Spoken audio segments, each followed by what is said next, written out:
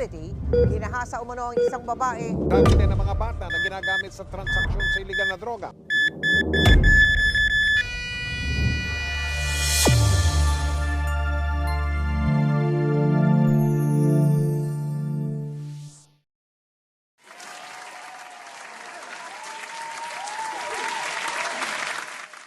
All have lost control.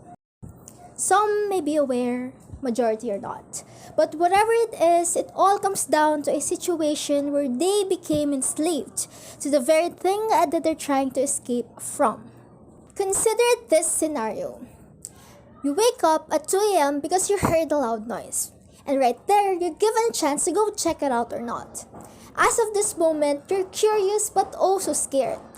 Maybe the noises were caused by the robbers that your neighbors have been talking about, or perhaps it's just your dogs having a late night romp. My question is, what will you do? A. Ignore it and go back to sleep, or B. Be brave enough to check it out. Let's say that you chose option A, ignored it and went back to sleep. 5 minutes later, you heard another loud noise, but this time extra louder than the very first time. Your dogs are now barking. You're once again curious but really scared. You confirm that there are other people in your house because you are hearing footsteps, but you live alone. Now I'll ask you the same question with the same choices. What will you do? A. Ignore it and go back to sleep, or B. Be brave enough to check it out. I'm sure we've done things that we recognize as being outside of our control. But whatever we do in a hypothetical situation like this, or in any situation that we encounter, we'd always feel or think of something that may control how we act. It blinds us, making it difficult for us to choose. It pushes us to engage in actions that may give us temporary pleasure or an answer, an experience, or a situation that we're curious about. It makes us believe the lie that everything's going to be okay and we're not going to be harmed in any way. But what will happen if you choose option B? Let's say that you've gathered enough courage to go and check it out. You're concerned about the valuable items that they might steal and you're hoping to do something about it. You're shocked because you've confirmed the existence of robbers in your home. This time, you're for sure in danger. What will you do? You realize that it was too late because you already made a decision. At this point, would you still have the chance to go back and decide again? The majority of the time, people are aware of what's going on. They recognize that they're being tempted but still choose to give in, thinking that it's not so horrible, alternatively, they can do something about it. The scenario I give is a great example of how temptation influences our lives, how different actions have different consequences, and how a single decision affects us as individuals, the people around us, and how the world works. Option B refers to the temptation or impulse we frequently feel to do something that we know is bad, but nonetheless consider doing because it's something that our flesh desires. The repeated question and choices that I provided represents the unbreakable cycle that a person who lacks self-control experiences. The valued items represent transitory pleasure disguised as something that we need and want, but are in fact the reason why our life would be wasted. The neighbors reflect the constant advice that people receive but decided to overlook. The robbers depict the dangers and penalties you must face after falling into temptation. You can also say that the weapons they would use against you represent shame and guilt.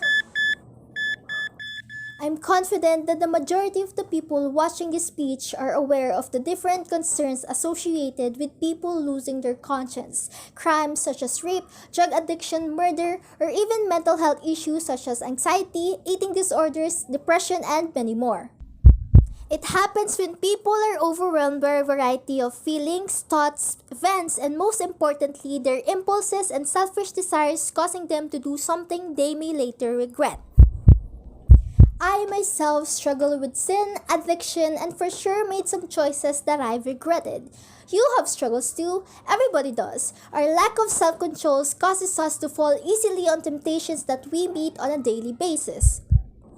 Everybody encounters the same concept with different conditions that make them feel ashamed, guilty, tired, and hopeless.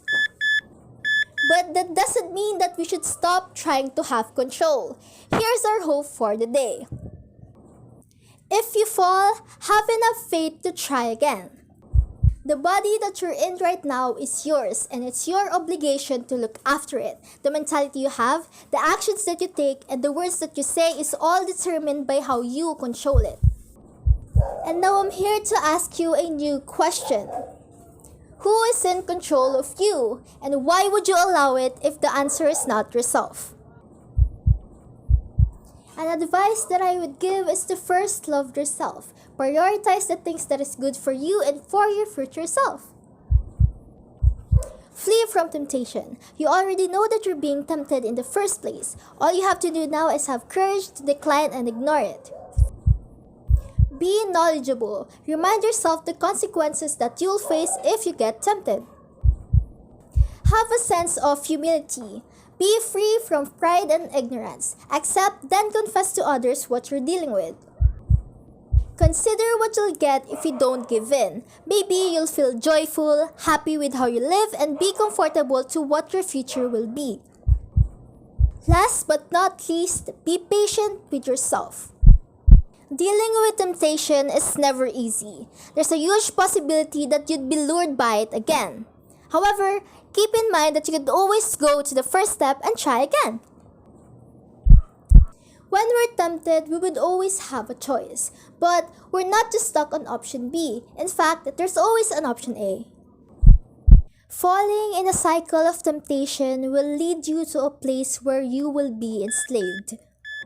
The deeper you go, the more complicated it is to escape. If you're dealing with something like this, I'd want to remind you that when you're trapped on something, it's important to what you trust in. Because whatever you put your trust in becomes your master, influencing how your mind works, that will reflect on your actions, that will have an impact on your future. Do you trust in you? Let's get back to our situation. If this happens to you in real life, do you know what you should do? Would you choose A to ensure your safety, even though it means losing all your so-called prized possessions? Or would you choose B, even if it's risky, just to keep the things that you consider valuable?